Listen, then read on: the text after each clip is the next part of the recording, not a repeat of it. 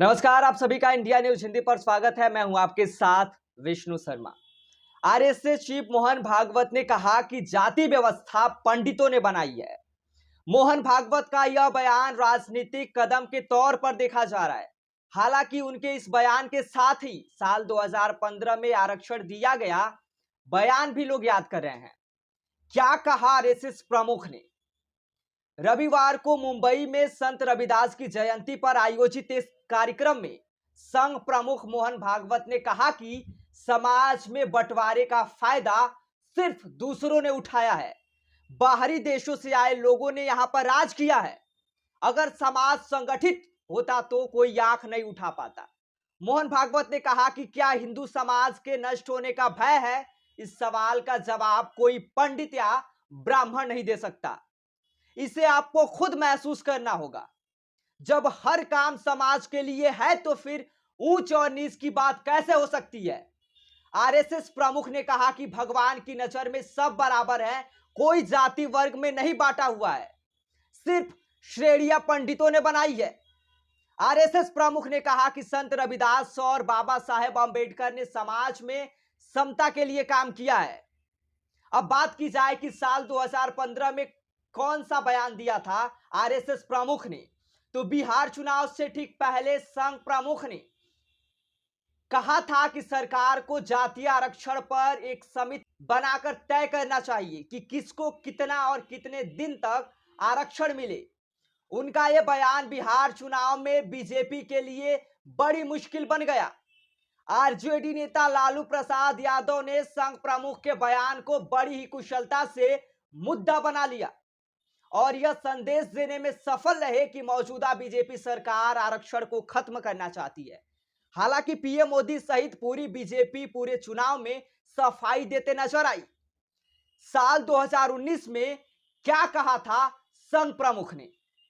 RSS chief Mohan Bhagwat ने साल 2019 में भी आरक्षण पर एक बयान दिया था।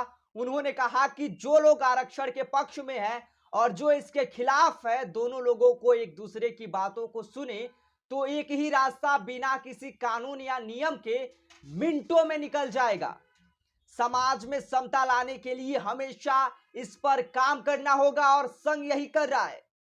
आरएसएस के विस्तार की कहानी की बात की जाए तो साल 1925 में नागपुर में डॉक्टर केशव राव बलिराव हेडगेवार ने की थी इसकी स्थापना।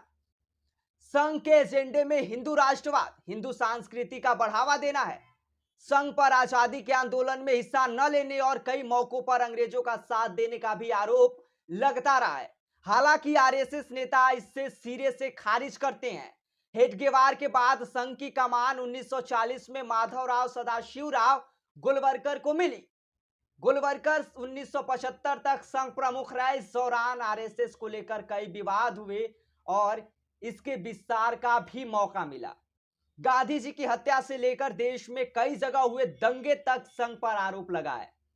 गांधी जी की हत्या के दौरान पंडित नेहरू की सरकार ने संघ पर प्रतिबंध भी लगाया, लेकिन चीन युद्ध के बाद 26 जनवरी की परेड में आरएसएस के स्वयंसेवकों ने भी हिस्सा लिया। प्रधानमंत्री उस समय भी पंडित जवाहरलाल नेहरू ही थे। गोलवरकर के विचार और संघ के भीतर का द्वंद्व।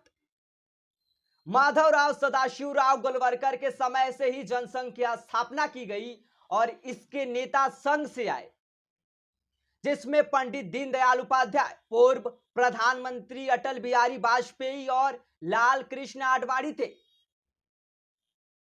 संघ हालांकि खुद को आज भी सांस्कृतिक संगठन बताता है, लेकिन यह सच्चाई छिपी नहीं है कि जनसंघ से लेकर बीजेपी तक की नीतियों में इसी संगठन की छाप दिखती है। गोलवरकर के समय एक बड़ा राजनीतिक परिवर्तन किया गया था। स्थापना के समय संघ में हिंदू संस्कृति की बात होती थी, लेकिन धीरे धीरे अब इस विचार को भारतीय संस्कृति में बदल दिया गया। इसके पीछे तर्क यह था कि इस शब्द से बाकी तमाम धर्मों समुदायों के बीच पैठ बनाने में मदद मिलेगी, लेकिन मूल भावना में हिंदू राष्ट्र था। आलोचक या कहेले कि संघ के विरोधी हिंदू राष्ट्र में जाति व्यवस्था पर हमेशा सवाल करते रहे हैं। गोलवरकर किताब बंच ऑफ थॉट्स की हमेशा सवालों के घेरे में रही है। इस किताब में जातियों को लेकर कथित तौर पर पुराने विचार हैं। हालांकि जातिवाद को लेकर संघ ने हमेशा सामाजिक समरसता जैसे शब्दों का इस्तेमाल किया है, लेकिन इसके खिलाफ आज तक कोई भी ठोस कार्यक्रम नजर नहीं आता है। मोहन भागवत की बंच ऑफ थॉट पर सफाई। साल 1918 में मौजूदा संघ प्रमुख मोहन भागवत ने कहा था कि गोलवलकर की किताब बंच ऑफ थॉट में कही गई बातें स्वतः सही नहीं है, उसमें कुछ बातें परिवस्थित वश बोली गई है। उन्होंने कहा कि संघ कोई बंद संगठन नहीं है। समय बदलने के साथ ही आरएसएस की सोच भी बदलती है। समय के साथ बदलने की इजाजत हमें हेडगेवार से मिली है। संघ प्रमुख ने अब क्यों दिया जातिवाद पर यह बयान? माना जा रहा है कि संघ प्रमुख की ओर से दिया गया बयान हाल ही दिनों में रामचरितमानस पर हुए विवाद और उनके जरिए खींची जा रही जातीय राजनीति की लकीर को कम करना है। मध्य प्रदेश, राजस्थान और छत्तीसगढ़ में इसी साल के आखिरी तक विधानसभा चुनाव होने हैं। रामचरितमानस पर बिहार सरकार के शिक्षा मंत्री प्रोफेसर चंद्रशेखर के बयान को यूपी में समाजवादी पार्टी के नेता अखिलेश यादव ने भी मुद्दा बना लिया है। अखिलेश यादव इस समय ओबीसी, दलित और मुसलमानों को मिलाकर जातीय समीकरण बनाने की कोशिश में है। इसी वजह से शुरुआती ऊहापोह के बाद अखिलेश पार्टी नेता स्वामी प्रसाद मौर्य के पक्ष में खड़े नजर आ रहे हैं, जो चंद्रशेखर की तरह ही रामचरितमानस पर सवाल उठा रहे हैं। हिंदी पट्टी के राज्यों में जातीय समीकरणों का उभार बीजेपी के लिए बड़ा खतरा बन सकता है।